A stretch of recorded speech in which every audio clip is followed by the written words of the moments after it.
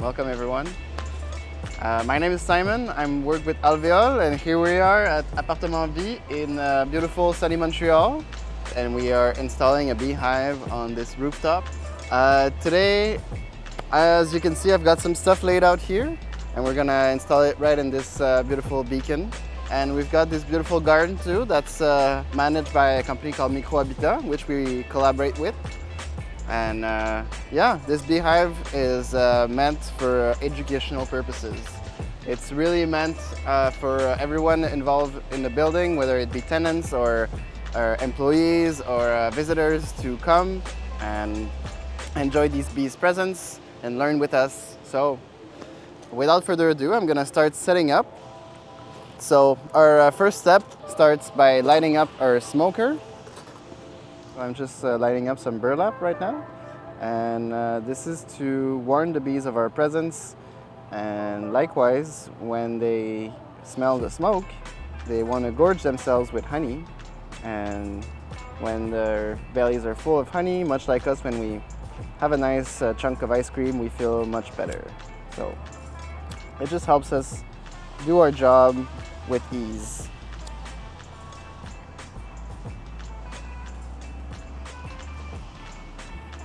Got my trusty hive tool to help me with. Kind of looks like a little crowbar.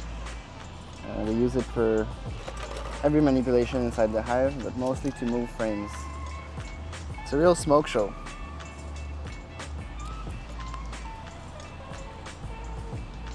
All right, that'll do for now.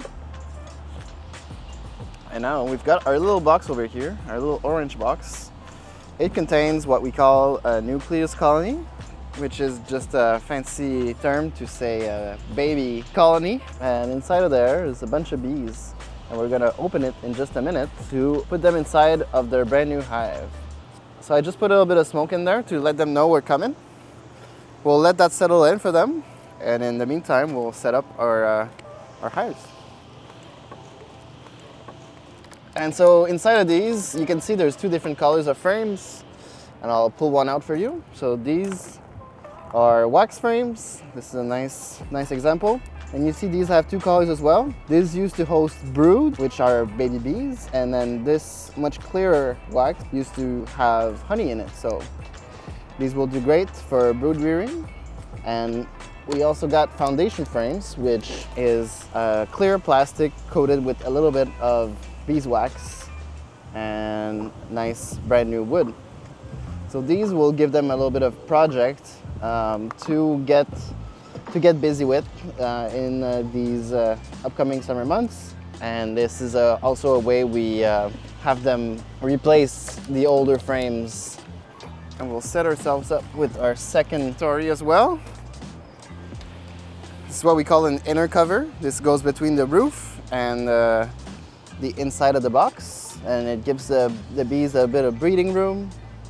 And also, some of you keen observers will have noticed that our base is wired, and this is for ventilation as well as passive way to deal with varroa mites, and is one of the biggest challenges we beekeepers face today.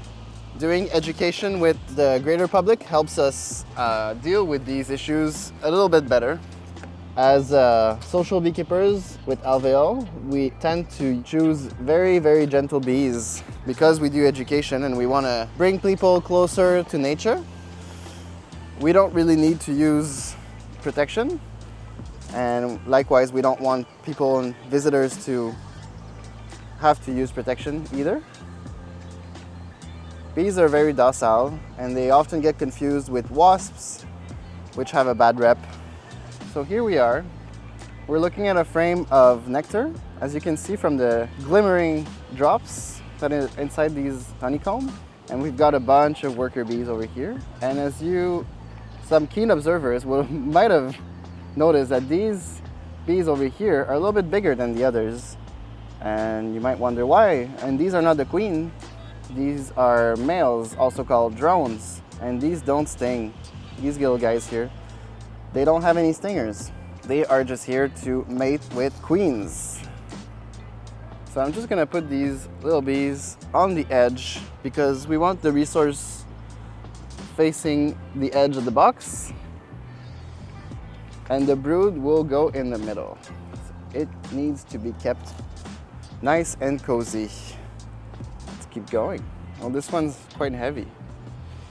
This frame can weigh about, I'd say, a kilo for sure. It's full of nectar, as you can see as well. It's really glistening. So whilst I'm looking at this frame, I'm likewise looking for my queen.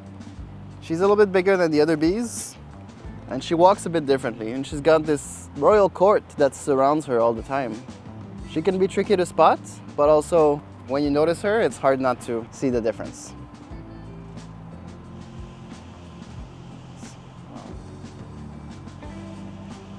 Oh, this one looks real pretty. This is a frame of brood. In each of these little cells there is an adult bee that's ready to emerge. And as soon as it comes out, it starts working, and it will clean the cell in which it came out of.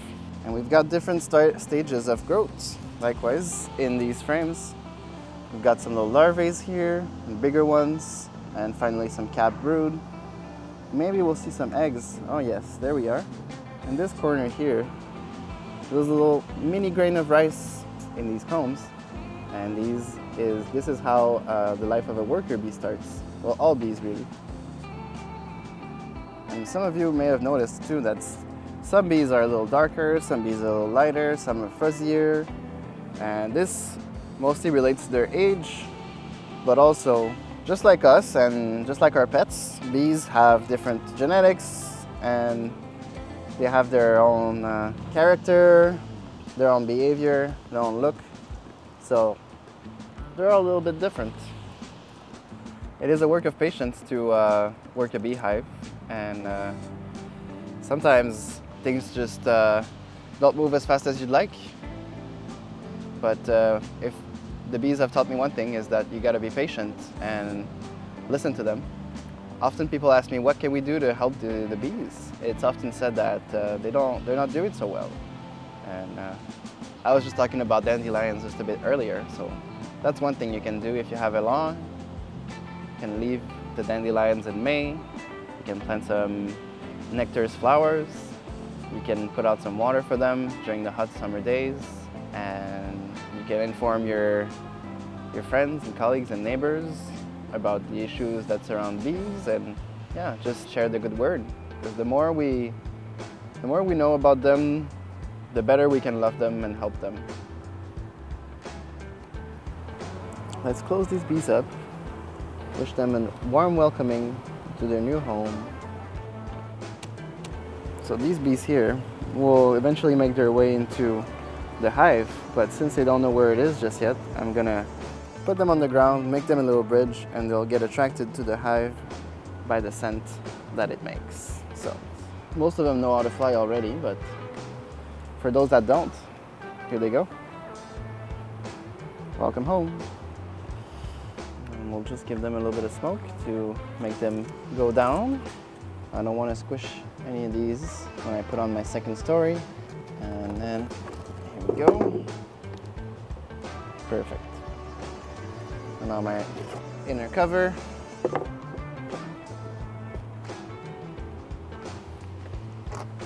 And my roof. All right, I'm gonna go grab a bit of water for them and then put them on their wire rack, strap them up, just because if there is any event of high winds or something likewise, we don't want it to fall over or get open. And then it'll be ready to go.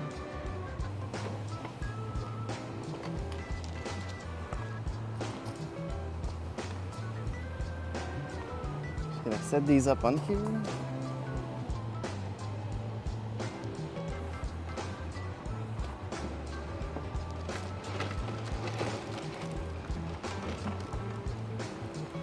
Great. So, really this is an invitation to come and enjoy the bees' presence if you live in Montreal. But we also have many other locations in Canada where we have similar projects, and this is a great way for everyone to get to know the bees a little better. It's a learning experience, a hands-on approach to conservation, biodiversity. This is a great way also to make new connections, interact with the tenants or the employees in the building, learn about plants and what you can do to help one of the many causes that the bees are in relation with. But yeah, come on out. This will be a good time.